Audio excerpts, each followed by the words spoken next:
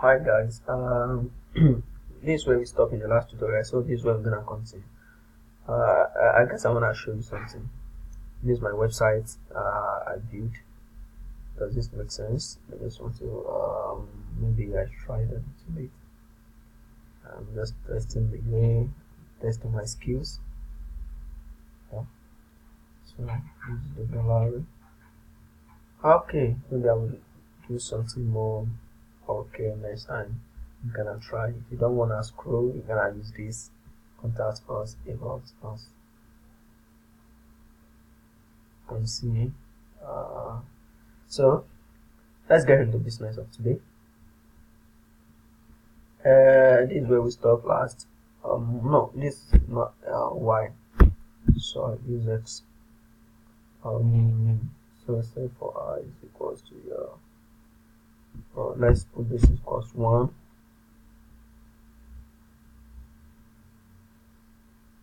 What's going on? You guys don't change it, right? Oh my god, not now.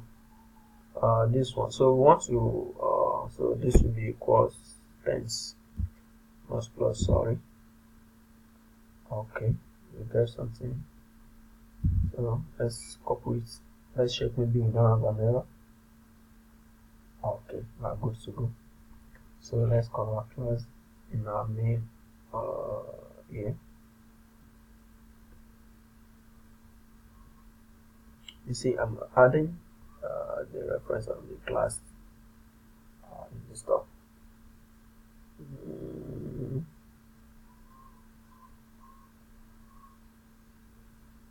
I would have had factorial here, so you have to do something instead of adding factorial, because I told you there are two types of two method of writing function. If you don't understand, check my previous tutorial. Let's be using, I would like to be including the part. So in this part I'm gonna include this in my main class, this header file, and this my header file.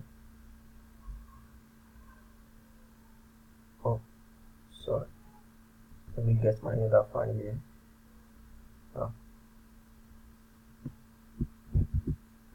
I'm gonna copy this, I'm going to paste it in there somewhere here. So instead of making use of this, I'm gonna comment this. I'm gonna comment this. If you want to comment in code block C++, can use Shift Control C. It's gonna comment. So now let's start to run.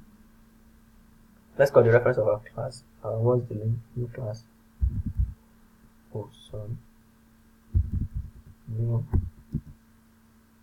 class. So MC. So let's say MC dot. So I will have a functional class.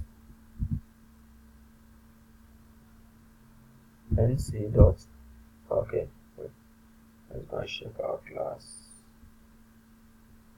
Designer file. Okay. We are using my class, not new class. So now we'll be using my class as the second class we create in our header file. You know, I told you can have multiple classes here. Just end it. Just know the way you do it. End it with this, and after it, you can call another class name, open and close parentheses, and end it with this. Then you can perform the task. If you don't understand, just watch my previous tutorial. You're gonna understand more better. So I'm going to my main class now. So now I'm calling my class. Let me put my class. Okay. So let me say MC dot factorial. Okay, I want to use factorial. Factorial of what? Let me say factorial of 6. Okay. So let's run, maybe get an error. Okay, fine. We don't get an error. So that case, let's assign it to a variable int. Okay, let's do it this way. Let's take input from the user. Let's say cout, enter the number you want to know.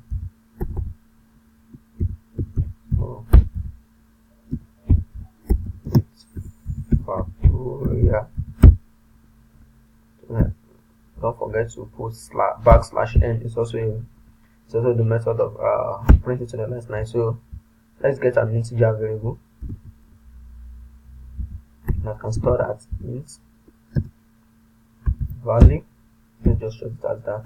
So let's see that value that we passed in. See,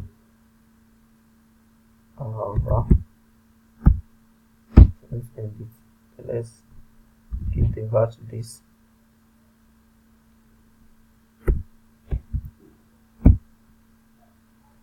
So now let's assign this to something. Let's say int product. Let's say product is equals to, so this is what's, so let's see out our product, see out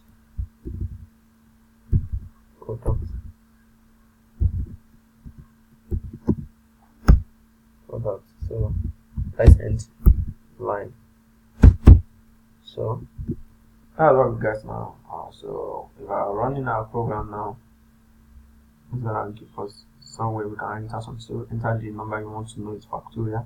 You want to know the factorial of 6. Say 6 is, so you can gonna calculate the factorial. I don't know, but that's what I know how to calculate factorial in computer.